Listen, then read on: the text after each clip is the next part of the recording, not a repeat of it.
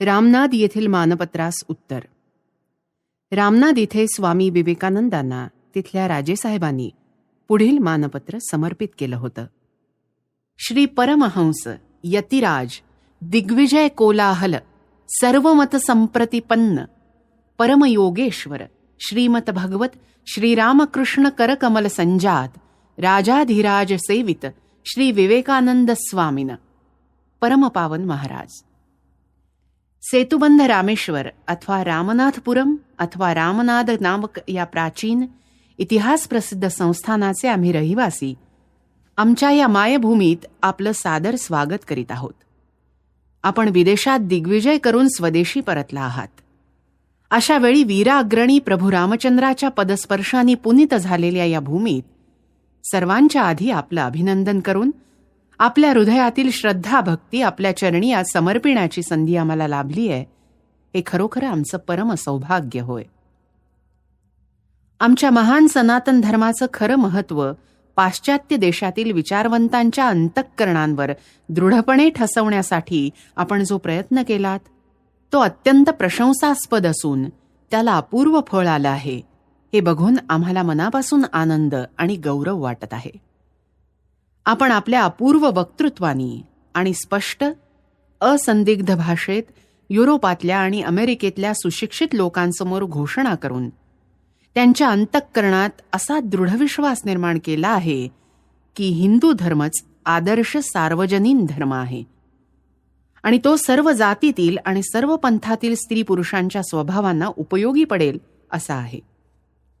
आपण परम निस्वार्थतेने प्रेरित होऊन महान उद्देश हृदयात बाळगून आणि प्रचंड स्वार्थ त्याग करून 7 समुद्र ओलांडून अपार ऐश्वर्यशाली युरोपात आणि अमेरिकेत सत्याचा आणि शांतीचा संदेश पोहोचवला आणि भारताची आध्यात्मिक विजय पताका फडकावली.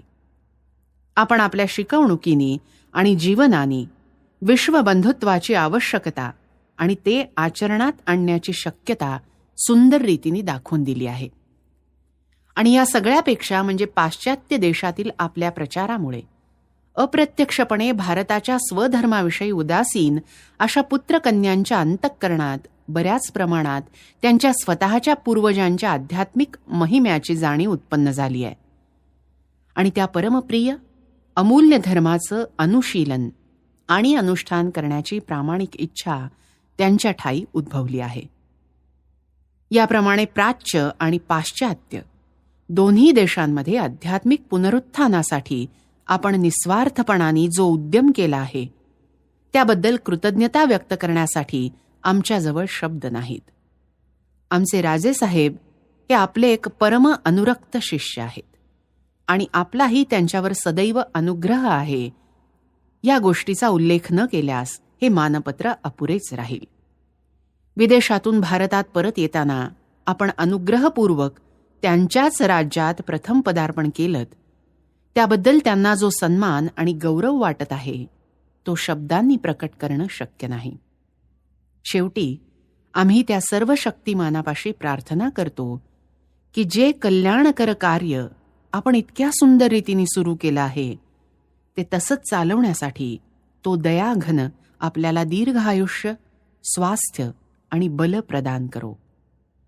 आम्ही आपले परमभक्त आणि आज्ञाधारक शिष्य श्रद्धेने आणि प्रेमाने हे मानपत्र आपल्याला समर्पित आहोत. रामनाद 25 जानेवारी 1897. स्वामी विवेकानंदांनी ह्या मानपत्राला पुढील प्रमाणे उत्तर दिलं. लांबच लांब रात्र सरत आली आहे. महादुःख संपत आल्यासारखं आहे. शव वाटत असलेला देह घोर निद्रेतून जागा होतो आहे. इतिहास तर दूरच राहो, पण दंतकथा देखील ज्या कालखंडाचा अंधार भेदू शकत नाहीत त्या अतिप्राचीन भूतकालातून निघालेली एक अपूर्व वाणी ऐकू येत आहे.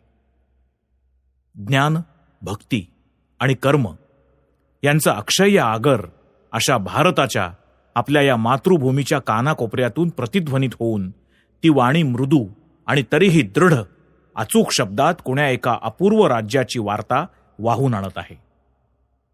जसजसे दिवस लोटत आहेत तसतशी ती अधिकाधिक स्पष्ट आणि अधिकाधिक घनगंभीर होत आहे. हिमालयातून वाहत येणाऱ्या संजीवक वायूप्रमाणे ती मृतप्राय अस्थिमज्जांमध्ये प्राणाचा संचार करत आहे. निद्रिस्त देह जागा होतो आहे. त्याची जडता हळूहळू नाहीशी होत आहे.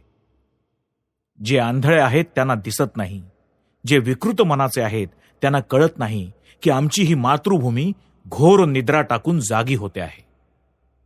आता यापुढे कोणीही तिची गती रोखण्यास समर्थ होणार नाही. ती आता फिरून झोपायची नाही. कोणतीही बाहेरील शक्ती अतःपर तिला दाबून ठेवू शकणार नाही. कुंभकर्णाची दीर्घ निद्रा भंगत आहे. राजेसाहेब आणि रामनाद निवासी सद्गृहस्थ हो, तुम्ही सर्वांनी माझं हे हृदयापासून अभिनंदन केलं, त्याबद्दल मी तुमचे मनापासून आभार मानतो.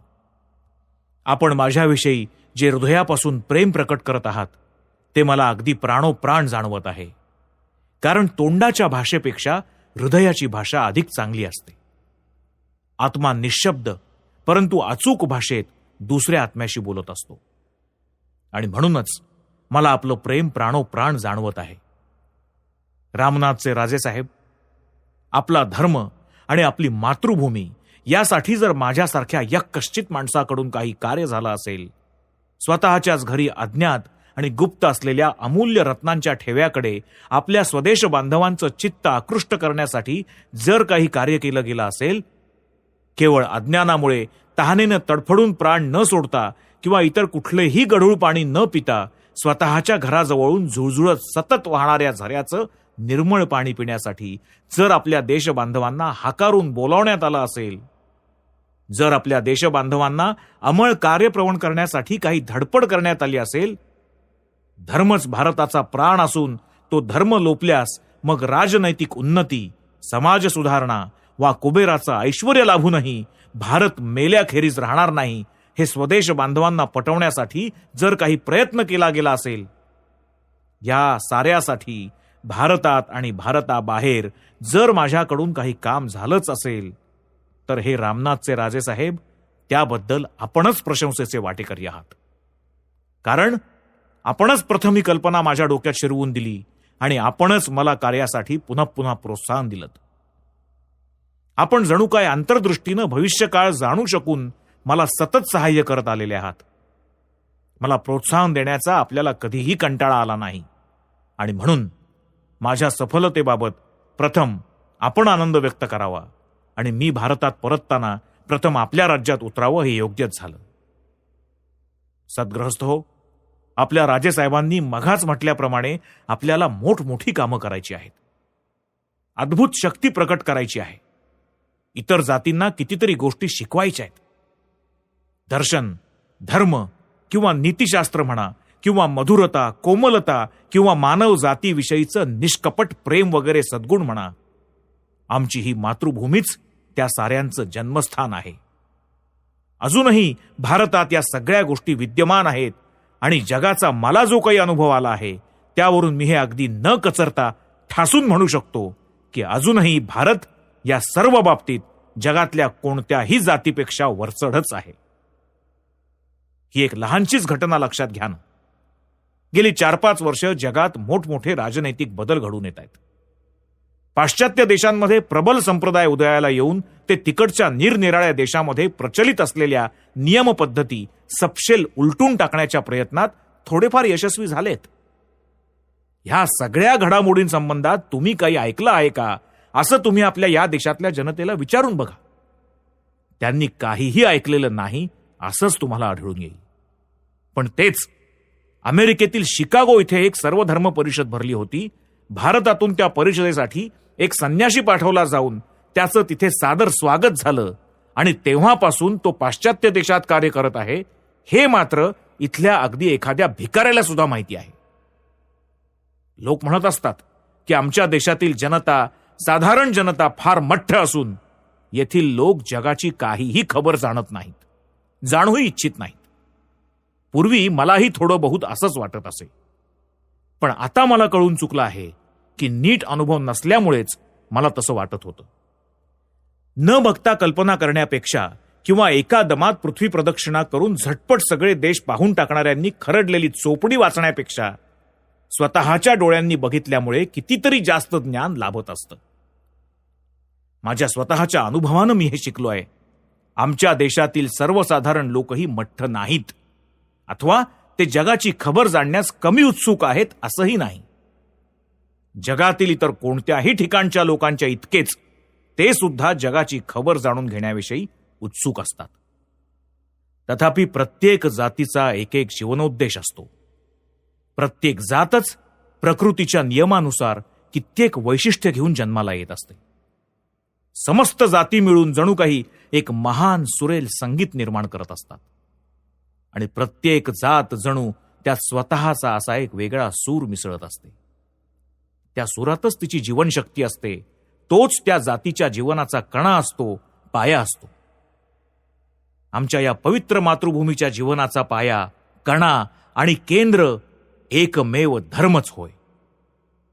दुसरे लोक राजनीतीविषयी बोलत, व्यापाराच्या जोरावर लाभणाऱ्या अपरंपार ऐश्वर्याविषयी बोलत, व्यापाराच्या शक्ती, त्याचा विस्तार याविषयी बोलत, किंवा बाह्य स्वातंत्र्याच्या अपूर्व सुखासंबंधी बोलत. हिंदूंना हे सगळं कळायचं नाही, कळून घेण्याची त्यांची इच्छाही नाही. त्यांच्याशी धर्म, ईश्वर, आत्मा, अनंत मुक्ती या सगळ्या संबंधी बोलून बघा.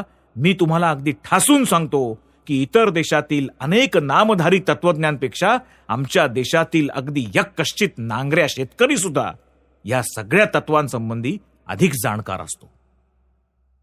सद्ग्रस्तो, मी आपल्याला सांगतो की अजूनही जगाला शिकवण्यासारखं आमच्याजवळ काहीतरी आहे, आणि एवढ्याच साठी शेकडो वर्षांच्या अत्याचारातून आणि जवळजवळ हजारो वर्षांच्या विदेशी राज्यकर्त्यांच्या जुलुमातून निभावून आमची ही जात अजूनही जिवंत आहे.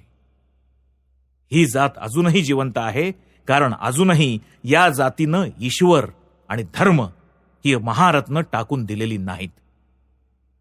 आमच्या ह्या मातृभूमीत अजूनही धर्माचा आणि आध्यात्मिकतेचा जो प्रवाह वाहतो आहे, त्याला आजही पूर येऊन तो समस्त जगाला भरून टाकून राजनैतिक महत्वाकांक्षा आणि रोज नव्या घाटाचा समाज बनवण्याचा उपद्व्याप यांनी अर्धमेल्या आणि हीन झालेल्या पाश्चात्य आणि इतरही जातींना नवीन जीवन देऊ शकेल. तऱ्हेतऱ्हेच्या मतांच्या सुरेल आणि बेसूर आवाजांनी भारताचं वातावरण दुमदुमतं आहे खरं, पण त्यांच्यामध्ये एक आवाज प्रामुख्यानं निनादत असून तो इतर सर्व आवाजांवर मात करतो आहे, आणि तो आवाज म्हणजे त्यागाची गर्जना होय. त्यागाच्या भैरव रागासमोर इतर सर्व रागरागिण्या निष्प्रभ ठरत आहेत. त्याग करा. भारतातील सर्व शास्त्रांचं हेच सांगणं आहे.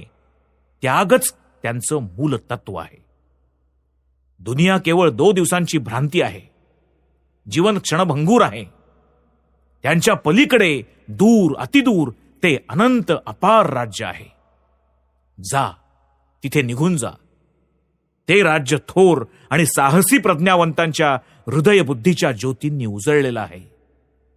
ते ह्या नामधारी अनंत जगालाही मातीचा एक तुच्छ ढिगारा समजून तो ओलांडून पलीकडे, आणखी पलीकडे निघून जातात. तिथे कालाचा, अनंत कालाचाही ठाव ठिकाणा नाही. ते कालाचं शिवार मागे टाकून दूर, अतिदूर निघून जातात. कालाप्रमाणेच त्यांच्या पक्षी स्थलाचंही अस्तित्व नाही. ते स्थलाच्याही पलीकडे जाऊ इच्छितात. हेच धर्माचं गूढ रहस्य आहे. या भौतिक प्रकृतीचं असं उल्लंघन करून तिच्या पलीकडे जाण्याचा प्रयत्न, काय वाटेल ते करून, वाटेल ती हानी पत्करून, कसा तरी हा प्रकृतीचा पडदा बाजूला सारून निदान एकदा तरी त्या देशकालातील सत्तेचं ओझरतं का होईना दर्शन घेण्याची धडपड करणं, हाच आमच्या जातीचा स्वभाव आहे. तुम्ही या जातीला उत्साहित, उद्दीपित करू इच्छित असाल तर तिला त्या राज्याचा काही संदेश सांगा, म्हणजे ती उत्साहित होईल, उद्दीपित होईल. एरवी तुम्ही त्या लोकांना राजनीती, समाज सुधारणा, धनलाभाचा उपाय, वाणिज्य नीती वगैरे काहीही सांगा, ते एका कानानं ऐकतील आणि दुसऱ्या कानानं सोडून देतील. सारांश, जगाला तुम्ही हा धर्म शिकवायला हवा. आता प्रश्न असा आहे की जगापासून आपल्याला काही शिकावयाचं आहे की नाही. इतर जातींजवळून आपल्याला बहुधा थोडं भौतिक ज्ञान शिकावं लागेल, संघटित होऊन काम करण्याची शैली, निरनिराळ्या शक्तींना संघटितपणे कामाला लावून थोड्या प्रयत्नांनी अधिक फळ पदरात पाडून घेण्याचं कौशल्य आम्हाला त्यांच्याकडून शिकावं लागेल. त्याग हे आम्हा सर्वांचंच लक्ष असलं तरी आमच्या देशातील सर्व लोक जोपर्यंत संपूर्ण त्याग करण्यास समर्थ होत नाहीत तोपर्यंत आपल्याला पाश्चात्यांकडून बहुधा हे सारं थोडंफार शिकावं लागेल. पण हे लक्षात ठेवायला हवं की त्यागच आम्हा सर्वांचा आदर्श आहे. जर कोणी भारतात भोगसुखच परमपुरुषार्थ म्हणून प्रचार करील, जर कोणी जड जगतच भारतीय वासियांचा ईश्वर म्हणून प्रचार करील तर तो खोटं बोलत आहे, लबाड आहे असं समजा. या पवित्र भारतभूमीत त्याला स्थान नाही. भारतातील लोकांना त्याचं म्हणणं ऐकण्याची इच्छा नाही. पाश्चात्य सभ्यता कितीही झगमगाटाची असली, कितीही दिपवणारी भासली, कितीही सामर्थ्यवान वाटली, तिने कितीही चमत्कार करून दाखवले असले तरी ह्या सभेत खडे होऊन मी त्यांना ठामपणे सांगतो की ते सगळे लटके आहेत, खोटे आहेत, निव्वळ भ्रांती आहे. ईश्वरच एकमेव सत्य होय, आत्माच एकमेव सत्य होय, धर्मच एकमेव सत्य होय. ह्या सत्याला धरून असा. तथापि जे सर्वोच्च सत्याच्या ग्रहणास अद्यापी पात्र झालेले नाहीत, अद्यापी तो अधिकार ज्यांचे ठाई आलेला नाही, अशा आपल्या अनेक बांधवांच्या पक्षी ह्या असल्या प्रकारचा जडवाद बहुधा हितकारक ठरू शकेल. अर्थातच तो आपल्या कामी पडू शकेल असं आपल्या प्रयोजनानुसार योग्य ते स्वरूप त्याला देऊनच आपल्याला त्याचं ग्रहण करावं लागेल.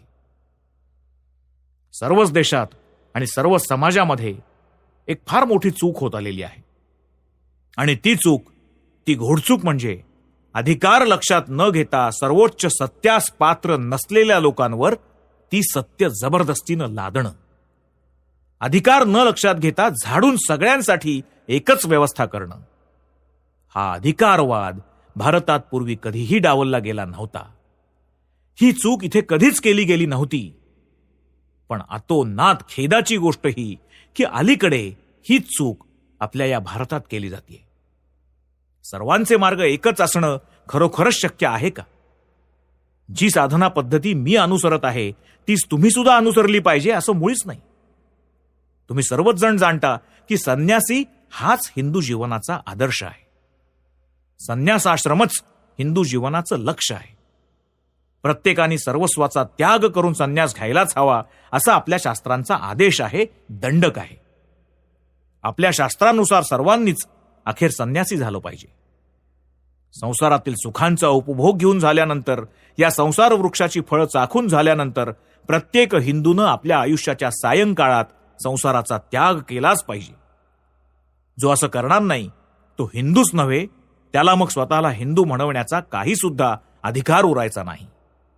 तो शास्त्रांची अमर्यादा करणारा होय, शास्त्रद्रोही होय. ज्यावेळी भोगांच्या द्वारा प्राणोप्राण उमजेल की हा संसार असार आहे, त्यावेळी तुम्हाला या संसाराचा त्याग करावा लागेल. हिंदूंचा आदर्श हा असा आहे हे आपण जाणतोच. जेव्हा नीट परीक्षा करून उमगेल की ह्या संसारातल्या भोग्य वस्तू अगदी पोकळ आहेत, त्यांच्या आत नुसता भुसा, नुसती राख भरलेली आहे, जेव्हा अनुभवांती दिसून येईल की या संसार वृक्षाच्या फळामध्ये गिराचं नाव नाही, केवळ साल आणि कोयच आहेत, तेव्हा या संसाराचा त्याग करा आणि जिथून आला आहात तिथे परत जाण्याचा प्रयत्न करा. मन जणू गिरक्या मारत समोरच्या इंद्रियाकडे धावतंय, ते चक्कर घेत आत परतलं पाहिजे. प्रवृत्ती थांबली पाहिजे आणि निवृत्ती सुरू झाली पाहिजे. प्रवृत्ती मार्ग सोडून देऊन निवृत्ती मार्ग धरला पाहिजे. हाच आहे आदर्श. पण काही एका प्रमाणात भोग घेतल्याखेरीज हा आदर्श गाठता यायचा नाही. लहान पोराला त्यागाचं तत्व कसं शिकवता येईल? तो जन्मल्यापासूनच सोनेरी स्वप्न बघत असतो. जन्मापासूनच त्याच्यामध्ये आशावाद रसरसत असतो. त्याचं जीवन केवळ इंद्रियांनाच खेळलेलं असतं. कित्येक इंद्रिय सुखांचा समुच्चय हेच त्याच्या जीवनाचं स्वरूप असतं. प्रत्येक समाजामध्ये असेच लहान पोरांसारखे बालिश लोक असतात. संसाराची असारता उमजण्यासाठी त्यांना आधी थोडा अनुभव घ्यावा लागेल, थोडा भोग घ्यावा लागेल, तरच त्यांच्या ठाई वैराग्य उपजू शकेल. आमच्या शास्त्रांनी ह्या अशा लोकांसाठी अगदी यथेच्छ तरतूद करून ठेवली आहे. पण दुर्दैवाने नंतरच्या काळात जे नियम फक्त संन्याशासाठीच आहेत, त्या नियमांनी समाजातल्या सगळ्यांनाच बांधून टाकण्याची प्रवृत्ती बोकाळली. ही फार मोठी चूक आहे. भारतात जे दुःख आणि दारिद्र्य आढळून येतं त्यातलं बरंचसं याच कारणामुळे उद्भवलेलं आहे. त्यातला बराच भाग ह्याच घोडचुकीचा परिणाम आहे.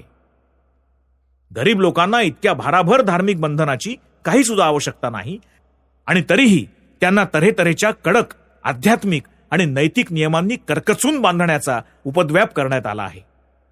त्याला जखडण्याची उठाठेव करत न बसता, त्याच्या व्यवहारात उगाचच ढवळाढवळ न करता तुम्ही अंमळ हात आवरून अगदी बाजूला उभे राहा बघू. बिचाऱ्याला थोडं जगाचं सुख उपभोगू द्या, आणि मग तुम्हाला दिसेल की तो हळूहळू उन्नत होतोय.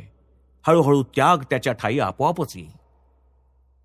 सद्गृहस्थ हो, आपण पाश्चिमात्य लोकांकडून भोग सुखांच्या प्रयत्नात साफल्य कसं मिळवावं हे थोडंफार शिकू शकू. पण अतोनात सावधगिरीनं आपण या सगळ्या गोष्टी शिकल्या पाहिजेत. मला अत्यंत खेदानं म्हणावं लागतंय की ज्यांनी पाश्चात्य कल्पना आत्मसात केल्या आहेत, अशा आजकाल आढळून येणाऱ्या व्यक्तींची अधिकांश उदाहरणं कमी अधिक प्रमाणात अपयशीच ठरली आहेत. त्यातील प्रायः कुणाचंच जीवन मोठं आशादायक नाही. भारतात आपल्या मार्गात 2 मोठे अडथळे आहेत. या बाबतीत इकडे आड आणि तिकडे विहीर अशी आपली स्थिती आहे. एकीकडे आहे जुना सनातनीपणा आणि दुसरीकडे आहे आधुनिक युरोपीय सभ्यता. या दोहोतून मी पाश्चात्य पद्धती किंवा साहेबीपणा टाकून जुना सनातनीपणाच निवडीन. या दोहोत तोच मला पसंत आहे. कारण जुन्या वळणाचा सनातनी हिंदू कदाचित अडाणी असेल, अंधविश्वासी असेल, ओबडधोबड असेल, पण तो माणूस असतो. त्याच्या ठायी एक विश्वास असतो आणि त्याच्या बळावर तो स्वतःच्या पायावर उभा राहू शकतो. उलट या साहेब बनलेल्या राजश्रींना मुळी काही कणाच नसतो. कुठून तरी कशातरी उचललेल्या तऱ्हेतऱ्हेच्या कल्पनांचं तो एक गबाळ असतो. त्याच्या त्या कल्पना सगळ्या विस्कळीत झालेल्या असतात. त्याच्या ठायी त्यांचा मिलाफ झालेला नसतो. त्या त्यांनी चांगल्या आत्मसात करून घेतलेल्या नसतात. त्या त्याला नीट पचलेल्याही नसतात. सगळी नुसती खिचडी झालेली असते. तो स्वतःच्या पायांवर उभा राहू शकत नाही. त्याचं डोकं सारखं गरगरत असतं. तो जी कार्य करत असतो त्या साऱ्या मागची प्रेरक शक्ती कोणती असते सांगू? आमचं दैवतच होऊन बसलेल्या इंग्रजांनी पाठ तोपटून अंमळ शाबासकी द्यावी आणि वाहवा म्हणावं, हीच महत्वाकांक्षा त्याला ती सारी कार्य करण्यास उद्युक्त करत असते. तीच त्याच्या सगळ्या कार्यामागची प्रेरक शक्ती होय. निरनिराळ्या योजना आखून तो ह्या साऱ्या समाज सुधारणा करण्यासाठी सरसावत असतो. आमच्या कित्येक सामाजिक रूढींवर तो जे इतके भयंकर हल्ले चढवत असतो, त्या सगळ्याचं कारण हेच की आमच्या त्या चालीरीती, आमचे ते आचार, आमच्या त्या रूढी साहेबांच्या मताविरुद्ध असतात. त्याच्या त्या करणीला कुणातरी साहेबांच्या मताचा पाठिंबा असतो, आसरा असतो, आशीर्वाद असतो, इतकंच. आमच्या कित्येक रूढी वाईट का? तर साहेब तसं म्हणतात म्हणून. त्याविषयी तो जी कारणं देतो त्या सगळ्याचा मतितार्थ सुमारे हाच असतो. आमच्या रूढी वाईट असण्याचं केवढं भरभक्कम कारण हे. मी या असल्या प्रकाराला कधीच मान तुकवणार नाही. मला हा सगळा प्रकार अजिबात मान्य नाही. उलट स्वतःचं जे आहे ते धरून स्वतःच्या बळावर उभे राहा. तसं करून मरण आलं तरी परवडलं. जगात जर कोणतं पाप असेल तर ते म्हणजे दुबळेपणा हेच होय. सर्व प्रकारचा दुबळेपणा सोडून द्या. दुबळेपणाच पाप होय. दुबळेपणाच मृत्यू होय. आमची ती जुनी सनातन मंडळी कशी माणसं होती, मर्द होती. ते लोक कसे करारी आणि खंबीर होते. पण पाश्चात्यांच्या मोहिनीची भुरळ पडून डोकं फिरलेल्या, तोल सुटलेल्या या जीवांची, बिचाऱ्यांची अजून नीट घडणच व्हायची आहे. त्यांना अजूनही कोणताही घाटच आलेला नाही. या धुकाळ व्यक्तित्वाच्या जीवांना पुरुष म्हणायचं की स्त्री म्हणायचं की एखादा विशिष्ट पशु म्हणायचं काही कळत नाही. तथापि या पाश्चात्य पद्धतीने शिकलेल्या लोकांमध्येही कित्येक आदर्श पुरुषही आहेत. अशा आदर्श पुरुषांचं एक अगदी उत्कृष्ट उदाहरण म्हणून मी तुमच्या या रामनाथच्या राजेसाहेबांकडे बोट दाखवू इच्छितो. समस्त भारतात यांच्या इतका निष्ठावान हिंदूही आढळायचा नाही. त्याचप्रमाणे परत पौरात्य आणि पाश्चिमात्य सर्वच बाबतीत यांच्या इतकी सविस्तर माहिती बाळगणारा दुसरा राजाही या भारतात सापडायचा नाही. यांनी पूर्व आणि पश्चिम या दोहोंमध्ये मेळ घातला आहे. त्या 2 जातींमध्ये जेवढं म्हणून चांगलं आहे आणि त्यांना घेता येणं शक्य आहे तेवढं सगळं यांनी घेतलेलं आहे. आपले थोर आणि अजोड स्मृतिकार महर्षी मनू यांनी आपल्या मनुस्मृतीमध्ये असा दंडक घालून दिला आहे की श्रद्धधानः शुभाम विद्याम आददीता वरादपि अंतादपि परम धर्मम स्त्रीरत्नम दुष्कुलादपि. कल्याणकारी, शुभ आणि चांगली विद्या अगदी हीन, अगदी खालच्या जातीच्या व्यक्तीकडूनही श्रद्धापूर्वक ग्रहण करावी. अंत्यजाकडून देखील श्रेष्ठ धर्म म्हणजेच मुक्तीचा मार्ग शिकावा. एखादी स्त्री जर खरोखर उत्तम असेल तर ती अत्यंत अधम किंवा नीच कुळातली असली तरी तिचं पाणी ग्रहण करावं. दिव्य शक्तीच्या मनूंनी जे म्हटलं ते अगदी बरोबर आहे. आधी स्वतःच्या पायावर उभं राहा, त्यानंतर मग इतर सगळ्या देशांकडून आणि जातींकडून शिका. जेवढं शक्य आहे तेवढं आत्मसात करा. जे काही तुमच्या कामी पडू शकण्यासारखं आहे त्याचं ग्रहण करा. पण एक गोष्ट मात्र लक्षात असू द्या, आणि ती हीच की तुम्ही हिंदू आहात. तुमच्या जातीच्या जीवनाचा आदर्श, तुमच्या जातीच्या जीवनाचा मूलमंत्र आहे धर्म. आणि म्हणून तुम्ही दुसऱ्यांकडून जे काही शिकाल, जे काही घ्याल, त्या सगळ्याचं स्थान धर्माच्या खालचंच राहिलं पाहिजे. धर्मप्रधान वा ते सारं गौण व दुय्यम असंच झालं पाहिजे. प्रत्येकच व्यक्तीचा एक एक जीवित हेतू असतो. प्रत्येकच व्यक्ती जणू एक एक विशिष्ट कार्य करण्यासाठीच जन्माला येत असते. तिच्या अनंत पूर्वजन्मीच्या कर्मांनीच तिच्या या जीवनाला हे विशिष्ट वळण लागलेलं असतं. त्याला ही विशिष्ट गती आलेली असते. हे तिच्या त्या अनंत पूर्वकर्मांचंच फळ असतं. माझ्या स्वदेश बंधूंनो, तुमच्यातील प्रत्येक जण एक गौरवशाली वारसा घेऊन जन्माला आलेला आहे. आणि म्हणूनच तुमच्यातील प्रत्येकाला स्वतःच्या जीवनात एक विशिष्ट कार्य करायचंय, एक विशिष्ट व्रत घ्यायचंय.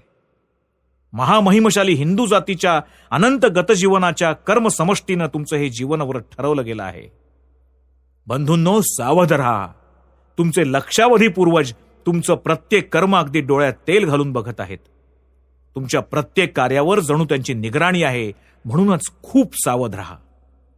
आणि जे व्रत पूर्ण करण्यासाठी प्रत्येक हिंदू बालकाचा जन्म असतो ते व्रत कोणतं? महर्षी मनूंनी ब्राह्मणाच्या जीवित हेतूविषयी जी स्वाभिमान घोषणा केली आहे ती तुम्ही वाचली नाही का? मनू म्हणतात की ब्राह्मणाचा जन्म असतो धर्मकोशस्य गुप्तये, म्हणजे धर्मरूपी खजिन्याच्या संरक्षणासाठी. माझ्या मते केवळ ब्राह्मणाचाच नव्हे तर आपल्या या पवित्र भारतभूमीत जन्माला येणाऱ्या प्रत्येक पुरुषाचा आणि स्त्रीचा जन्म असतो धर्मकोशस्य गुप्तये, धर्मरूपी खजिन्याच्या संरक्षणासाठीच. तेच भारतात जन्म घेणाऱ्या प्रत्येक बालकाचं आणि प्रत्येक बालिकेचं जीवित कार्य होय. आपल्या जीवनातील इतर सर्व बाबी आपल्या जीवनाच्या या मूल उद्देशाच्या अधीनच असायला हव्यात. संगीतामध्ये एक प्रधान सूर असतो आणि इतर सर्व सूर त्याच्याच अधीन असतात, त्याचंच अनुवर्तन करत असतात. आणि त्यामुळेच या संगीताला नीट लय साधत असते. असंच याही बाबतीत व्हायला हवं. असंच एखादं राष्ट्र असणं शक्य आहे की ज्याच्या जीवनाचा मूलमंत्र, मूल उद्देश राजनैतिक श्रेष्ठत्व आहे. त्या राष्ट्राच्या जीवनात धर्माला आणि इतर सर्व बाबींना अर्थातच त्याच्या या मूलोद्देशाच्या खाली दुय्यम असं स्थान लाभणार.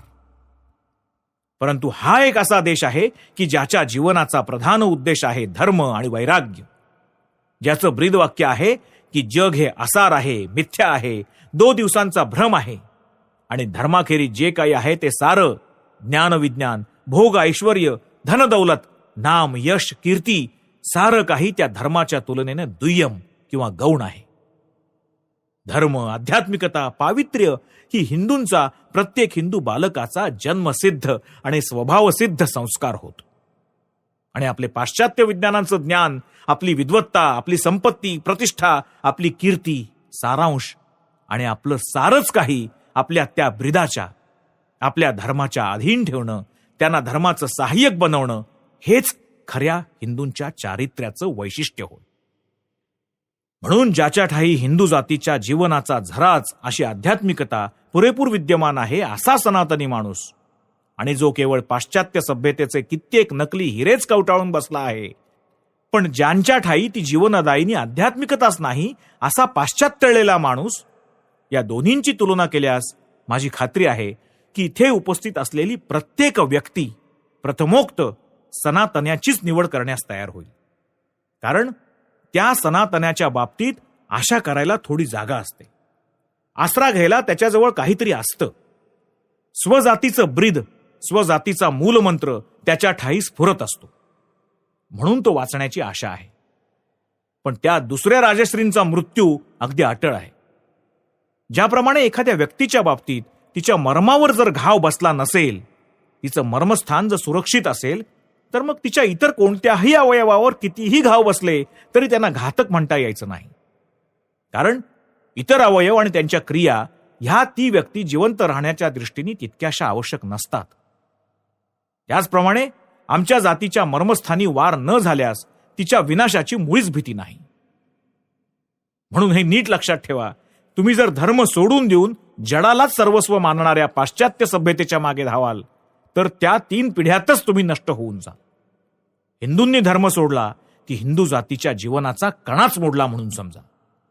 ज्या पायावर या जातीचा सुविशाल प्रसाद उभारला गेला आहे तो पायाच भग्न झाला असं समजा. आणि याचा परिणाम ठेवलेलाच आहे, तो म्हणजे संपूर्ण सर्वांगीण ध्वंस. म्हणून मित्रहो, आपल्या जातीच्या उन्नतीचा हाच मार्ग आहे. जे अमूल्य धर्मधन आपल्याला आपल्या प्राचीन पूर्वजांकडून वारसा म्हणून लाभलं आहे ते प्राणपणाला लावून पक्क धरून ठेवणं हेच आपलं पहिलं आणि मुख्य कर्तव्य होय. तुम्ही अशा देशाविषयी कधी ऐकलंय का की ज्या देशातील चक्रवर्ती सम्राट स्वतःला प्राचीन राजे राजवाड्यांचे किंवा जुनाट किल्ल्यात राहून वाटसरूंचं सर्वस्व लुबाडणाऱ्या डाकू बॅरनांसारख्या सरदारांचे वंशज म्हणवण्यात भूषण न मानता अरण्यवासी अर्धनग्न ऋषीमुनींचे वंशज म्हणवून घेण्यात भूषण मानत असतात? अशा देशाविषयी तुम्ही कधी ऐकलंय का? जर ऐकलं नसेल तर ऐका. आपली ही मातृभूमीच तो देश आहे. इतर देशामध्ये मोठमोठे धर्माचार्य हे आपण कोण्या प्राचीन राजाचे वंशज आहोत असं सिद्ध करण्याचा आटापिटा करत असतात. तर इथे या भारतात मोठमोठे राजे हे आपण कोण्या प्राचीन ऋषीचे वंशज आहोत हे अटीतटीनं सिद्ध करण्याचा प्रयत्न करत असतात. आणि म्हणून माझं तुम्हाला सांगणं आहे की तुमचा धर्मावर विश्वास असो किंवा नसो, पण आपल्या जातीचं जीवन जर तुम्ही टिकवू इच्छित असाल तर तुम्ही या धर्माला चिकटून राहिलंच पाहिजे. या धर्माच्या रक्षणाचं व्रत घेतलं पाहिजे. एका हातानं दृढपणे धर्माला धरून ठेवून दुसऱ्या हातानं इतर जातींकडून जे काही घ्यायचंय ते घ्या. पण लक्षात ठेवा की त्या सगळ्याला हिंदू जीवनाच्या ह्या मूळ आदर्शाच्या खालचं स्थान दिलं गेलं पाहिजे. हिंदू जीवनाच्या या मूळ आदर्शाच्या तुलनेनं ते गौण किंवा दुय्यमच ठरलं पाहिजे. तरच अपूर्व महिमाशाली स्वरूपाचा भावी भारत उदयाला येईल. माझी खात्री आहे की लवकरच तो शुभ दिवस उगवायचा आहे. माझी पक्की खात्री आहे की भारत यापूर्वी कधीही नव्हता इतका श्रेष्ठ तो लवकरच होणार आहे. प्राचीन ऋषींपेक्षा श्रेष्ठ अशा ऋषींचा उदय होईल आणि तुमचे पूर्वज हे आपल्या वंशजांच्या या अभूतपूर्व उत्थानानं केवळ संतुष्टच होतील असं नाही, तर मी अगदी ठासून सांगतो की परलोकातील आपापल्या स्थानांवरून स्वतःच्या वंशजांचा हा एवढा महिमा, ही एवढी थोरवी बघून त्यांना आतोनात गर्व वाटू लागेल, धन्य धन्य वाटू लागेल. बंधूंनो, आपल्या सगळ्यांनाच आता कठोर परिश्रम करावे लागतील. खूप खूप झटावं लागेल. आता झोपायला वेळ नाही. आपल्या कार्यावरच भारताचा भविष्यकाळ अवलंबून आहे. आपली ही भारत माता हळूहळू नेत्र उघडत आहे. ती काही काळ अंमळ निद्रिस्त झाली होती इतकंच. उठा, तिला जाग करा आणि या नवजागृतीच्या संजीवनानं तिला पूर्वीपेक्षाही अधिक गौरवान्वित करून भक्तिभावानं तिच्या चिरंतन सिंहासनावर तिची स्थापना करा. बंधूंनो, ईश्वर विषयक खरं खरं ज्ञान या आपल्या भारतालाच प्राप्त झालं होतं. आणखी कोणत्याही जातीला खरं खरं ईश्वर ज्ञान होऊ शकलेलं नाही. माझ्या ह्या विधानाचं तुम्हाला कदाचित आश्चर्य वाटेल, पण इतर कोणत्याही शास्त्रात खरं खरं ईश्वर स्वरूप दाखवून द्या बघू. इतर जातींचा यहुद्यांचा ईश्वर, अरबांचा ईश्वर वगैरे प्रमाणे एक एक जातीय ईश्वर होता आणि तो ईश्वर परत इतर जातींच्या ईश्वरांशी युद्ध करण्यात घडलेला असे. पण ईश्वरांचं दयामयत्व, तो परम दयाळू आहे. तो आपला पिता, आपली माता, आपला सखा, आपल्या प्राणांचा प्राण, आपल्या आत्म्याचा अंतरात्मा आहे. हे तत्व फक्त भारतालाच अवगत होतं. आणि बंधूंनो, याप्रमाणे ज्याचा पूर्ण महिमा केवळ भारतानंच जाणला होता, जो शैवांचा शिव आहे, जो वैष्णवांचा विष्णू आहे, कर्मीगणांचं कर्म आहे, बौद्धाचा बुद्ध आहे, जैनांचा जीन आहे, ख्रिस्तांचा आणि यहुद्यांचा जिहोवा आहे, मुसलमानांचा अल्ला आहे, वेदांत्यांचं ब्रह्म आहे, सर्व धर्मातील सर्व पंथांचा आणि संप्रदायांचा ईश्वर आहे, तो सर्वव्यापी पुरुष आपल्याला आशीर्वाद देवो, आपला पाठीराखा बनून आपल्याला सहाय्य करो, आपल्याला शक्ती देवो, की जेणेकरून आपण आपलं उद्दिष्ट कार्यात उतरवू शकू. ओम सहनाववतु सहनौ भुनक्तु सह वीर्यं करवावहै तेजस्वी नावधीतमस्तु मा विद्विषावहै. ओम शांती शांती शांती. हरिओम. जे आपण श्रवण केलं ते जणू खाल्लेल्या अन्नाप्रमाणे आपल्याला पुष्टी देवो, ते आपलं बल होवो, ज्यामुळे आमच्या ठाई असं वीर्य उत्पन्न होवो की तद्वारा आपण एकमेकांना सहाय्य करू शकू. आपल्यात गुरु आणि शिष्य यात कदापि एकमेकांविषयी ईर्ष्या असूयेचा शिरकाव न होवो. हरीच्या त्या प्रभूच्या नावानं सर्वत्र सर्व प्रकारे शांतीच शांती विराजो.